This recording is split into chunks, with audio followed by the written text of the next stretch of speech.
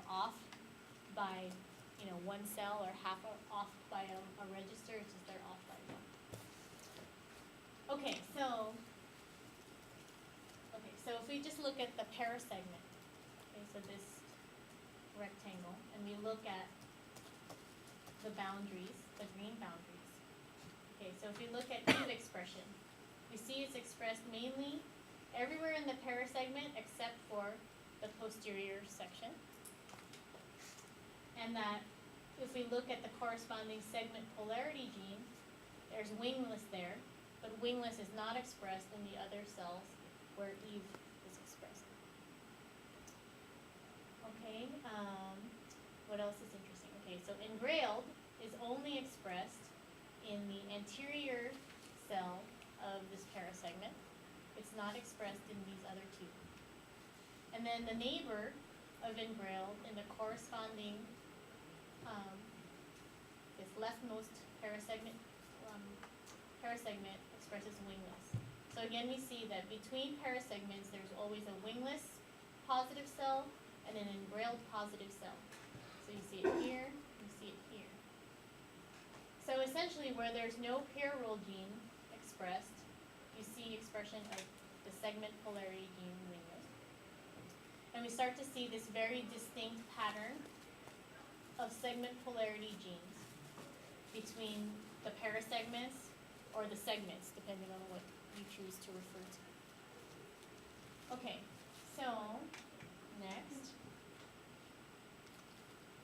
Okay, so if we take this, now look at this parasegment and amplify it so that we can look at now individual cells. So each of these circles is now being represented by individual cells down here. So there's some that are two. These circles don't necessarily, they more correspond to regions instead of cells. Okay, so here again we have our parasegment. There's the green arrows. Okay, the segments are shown in the black arrows. Okay. Okay, so I'm going to tell you, we're going to blow this up in a few more slides, but basically you can just look at this and see that hedgehog is being expressed only by the cells that express engrailed. They're being secreted out, and there are different cells that express the receptor patched. And there's also wingless protein being secreted by this cell, and this wingless protein can be secreted into the extracellular space and can be detected by the neighboring cells. And in a similar pattern to what we've talked about before, these different arrows are at different thicknesses on the graph or on the picture, and this represents the level of protein or wingless protein expression that's detected at those sites. So again, we start to see how different concentrations of proteins might affect different cells in a specific space. Okay, so I showed you this earlier. So when you review your notes, take this diagram and compare it to this diagram to try and get a better sense of where the different genes are expressed. Okay, and how this patterning can lead to defined segmentation. Okay, so let's go over this diagram again in more detail. So let's start here with this cell that expresses wingless, and the genes wingless gets translated into wingless protein that's secreted, and it's going to be at highest concentration near where it is produced. And here you see that this wingless protein can act on its neighbor, which I showed you earlier, and this can induce expression of hedgehog in this cell that expresses engrailed, which can then bind to its neighboring cell that expresses patched. Okay, so here you see some labels where it says that these cells, so 1, 2, 3, are engrailed and competent. So that means that they can express engrailed. These cells are wingless competent, meaning that they can express wingless. And then there's some cells that express the receptor patched, which can bind to hedgehog, but not all of the cells can. So you might recall earlier in this semester, I said, when we study development, we have to see where specific proteins are expressed. Signaling pathway can't be activated unless its receptor is present in the local area.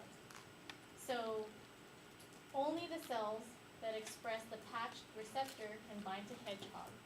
So signaling through hedgehog can only be activated where the receptor is present. Same thing with the wingless protein. This is not showing you where the frizzled receptor is, but you can have differential expression of the frizzled receptor as well.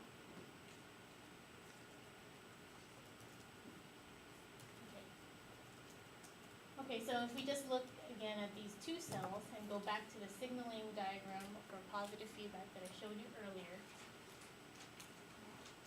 we can see how this boundary between the two, the wingless and the engrailed positive cell can define this parasegment boundary. And you have this positive feedback, and it also can act on these other cells in a braided fashion.